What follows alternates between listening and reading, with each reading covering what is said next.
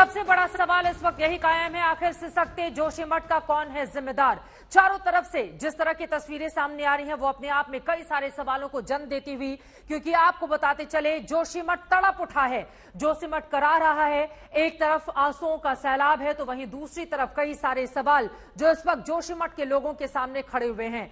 बेबस है लोग, लोगों को समझ में ही नहीं रहा कि वो करे तो करे क्या, आगे का जीवन आखिर कैसे चलेगा, आगे जीवन बढ़ेगा कैसे, क्योंकि अपनी आंखों के सामने वो लोग अपनी मकानों को, उसकी दीवारों को दरकते हुए, टूटते हुए, बिखरते हुए देख रहे हैं।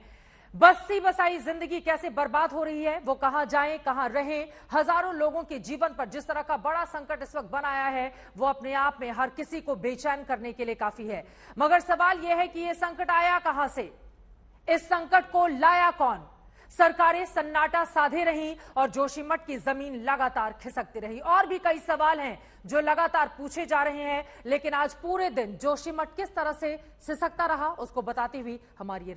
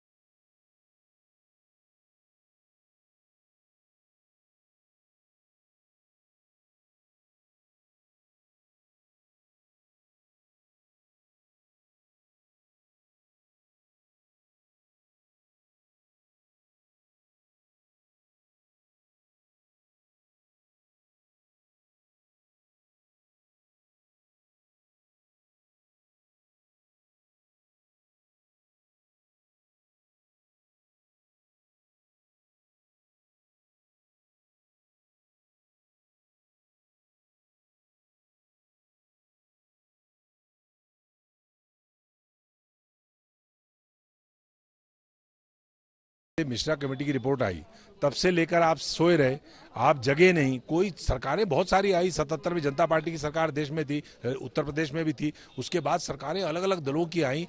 सवाल सरकारों का और दलों का नहीं है, सरकार है कि इस समय वर्तमान में जो बारूद के ढेर पे जोशीमठ बैठा है, हम बाद में वो लड़ाई लड़ते रहेंगे कि किसकी गलती थी, कौन सी सरकार थी, किस सरकार ने उल्लंघन किया, किस सरकार ने नजरअंदाज किया, ये हम लड़ाई लड़ लेंगे बाद में।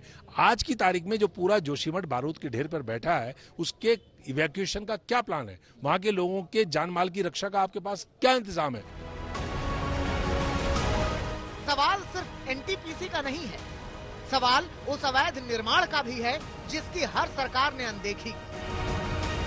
मिश्रा कमेटी ने 1976 की रिपोर्ट में कहा था कि यहाँ कोई बड़ा कंस्ट्रक्शन नहीं होना चाहिए, लेकिन ऐसा नहीं हुआ।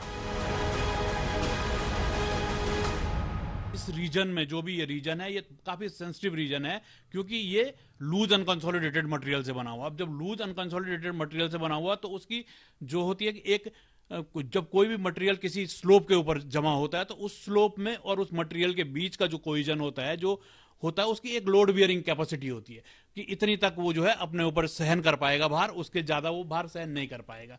तो यही कंडीशन जो है जोशीमठ में भी हुई। तो मिश्रा आयोग ने पहले ही बताया था कि यहाँ पे बड़े बड़े कंस्ट्रक्शन नहीं होने चाहिए या बड़ी बिल्डिंग है, ये सब चीजें उन्होंने बोला था। यहाँ पे कोई ऐसे डेवलपमेंट में विकास का कोई काम नहीं होना चाहिए इस रीजन में, ऐसे बहुत ज्यादा नहीं होना चाहिए जिससे इस पे फर्क पड़े। सड़कों को चौड़ा करने के नाम पर कुदरत के साथ खिलवाड़ किया गया, पेड़ काटे गए, पहाड़ काटे गए। 2006 में Joshimath localised subsidence and active erosion of the 18 नाला नाम से आई एक रिपोर्ट में साफ कहा गया कि जोशीमठ के कुछ हिस्से हर साल 1 सेंटीमीटर फिसल रहे हैं, लेकिन किसी ने ध्यान नहीं दिया। उत्तराखंड में कम से कम या पहाड़ों में कहीं भी कह लीजिए, जो आप रोड वाइडनिंग करते हो और बहुत ज्यादा वाइड कर देते हो, उसके लिए सब चीजें अनसाइंटिफिक तरीके से इनको चौड़ा किया जा रहा है। इन जो मेन रोड्स हैं, फॉर एग्जांपल खैरना के बाद चले जाइए आगे को, सब रिवर टेरेस में बैठे हुए हो। वो जो सड़क चौड़ा कर रहे हो आप, वो सब रिवर टेरेस की है, मतलब मलबे में बैठी हुई, और वो मलबा तो गिरना ही गिरना है। मुझे नहीं लगता मेरी लाइफ टाइम में कम से कम ये चौड़े करना वाला चीज जो है वो सक्सेसफुल हो पाएगा, क्योंकि आप चौड़ा करेंगे, आप अगले बरसात में पूरा का पूरा गिर करके चला जाएगा। सड़क अल्टीमेटली चौड़ी हो जाएगी, 12 मीटर की जगह 16 मीटर हो जाएगी, मगर कितना नुकसान होगा, ये बहुत बड़ा हादसा हो सकता है। लोगों के दिलों में लगे जख्म न ही ये बुलडोजर उन लोगों का पाप धो पाएगा जो कई सालों से प्रशासन की नाक के नीचे चल रहा था। सरकार का एक पॉलिसी निकली थी, कोई नक्शा पास कराने की जरूरत नहीं है, आप बनाते रहे। हो सकता है जो मेरा 4 मंजिल का पास है, मेरा 1 आध मंजिल अगर उसमें होगा तो वो तो गवर्नमेंट ने बोला था आप खुद बनाइए, जिसको लोन लेना है वो उसको जाना पड़ता था नक्शा पास कराने, बाकी उसमें प्रतिबंध था ही नहीं। न जाने कितनी सरकारें आई और गईं, न जाने कितने नेता जोशीमठ से बनकर सत्ता के गलियारों तक पहुंचे, लेकिन जोशीमठ के लोग सरकार के लिए सिर्फ वोट बैंक बनकर रह गए और प्रशासन के लिए कमाई का जरिया, जिसका खामियाजा आज ये शहर भुगत रहा है, जिन्हें अब नेता हिम्मत बनाए रखने की दुहाई दे रहे हैं। मनोबल कोई न तोड़े और मनोबल टूटे भी नहीं, हिम्मत रखें, जो होगा वो करेंगे। अब जब जान पर बनाई है तो अवैध निर्माण तोड़ने का काम किया जा रहा है, लोगों को पलायन के लिए कहा जा रहा है। लेकिन सवाल वही कि क्या जिंदगी बचाने के लिए ही सिर्फ प्रशासन है? क्या जब जान पर बनाती है तभी सरकारें जागती हैं? आखिर कहाँ जाएंगे ये लोग? आखिर कैसे करेंगे ये अपना जीवन यापन? और आपको एक तस्वीर दिखाऊं, ये लगभग वो सारा वही इलाका है। यहाँ तक कि जिस छत पर मैं खड़ा हूँ, इनकी दीवारों पर भी दरारें हैं, इनके भी घर क्षतिग्रस्त हो चुके हैं और दीवारों पर ये रेड मार्क लगाया गया है, क्रॉस का निशान लगाया गया है और इसी तरह से प्रशासन ने इसे डेंजर जोन घोषित कर दिया, यानी ये खतरनाक इलाका है और लोगों से कहा गया वो छोड़कर चले जाएं। अब तक 86 परिवार यानी 80 से ज्यादा परिवार जो हैं उनको रिलोकेट कर दिया गया, विस्थापित कर दिया गया, कहीं होटल में रह रहे हैं, कहीं कैंप में रखा गया है, आसपास के इलाकों में ले जाया जा रहा है। लेकिन बहुत सारे परिवार हैं जो अभी नहीं जा रहे हैं। वो ये सवाल है कि आप हमें यहाँ से ले जाएंगे तो ले जाएंगे कहाँ, रखेंगे कहाँ? केंद्र सरकार की 2 टीमें जोशीमठ का दौरा कर चुकी हैं। डिजास्टर मैनेजमेंट एक्सपर्ट्स की 8 सदस्यों वाली टीम ने उत्तराखंड सरकार को अपनी सिफारिशें भेज दी हैं। इन सिफारिशों में सबसे ज्यादा जोर खतरनाक इमारतों को गिराने पर दिया गया है, जिसकी शुरुआत जोशीमठ के 2 लग्जरी होटल से होगी। जोशीमठ में इस त्रासदी के बाद 600 ऐसे जो पहले फेज में चिन्हित किए गए हैं मकान हो, प्रतिष्ठान हो, होटल हो, उन्हें खाली कराया गया है, लोगों को निकाला जा रहा है। लेकिन जो तस्वीरें हम देख रहे हैं वो बहुत डरावनी हैं। ये पहले चरण में वो 2 होटल हैं जिनको हटाया जाना है, जिनको तोड़ा जाएगा, हटाया जाएगा। हालांकि वो कैसे होगा ये अपने आप में एक सवाल है, लेकिन ये देखिए कि 2 इमारतें कैसे, अब चाहे इसे भूस्खलन कह लीजिए, नीचे से जो कुछ भी हालात ऐसे बने, ये 2 इमारतें आपस में सट गई हैं। इतना ही नहीं, ये पूरा हिस्सा जो है इस होटल का, ये इमारत पीछे की तरफ भी टिल्ट हो रही है। लाखों करोड़ों रुपए की लागत से प्रतिष्ठान खड़े किए गए थे, लेकिन अब इनको छोड़कर जाने का समय आ चुका है।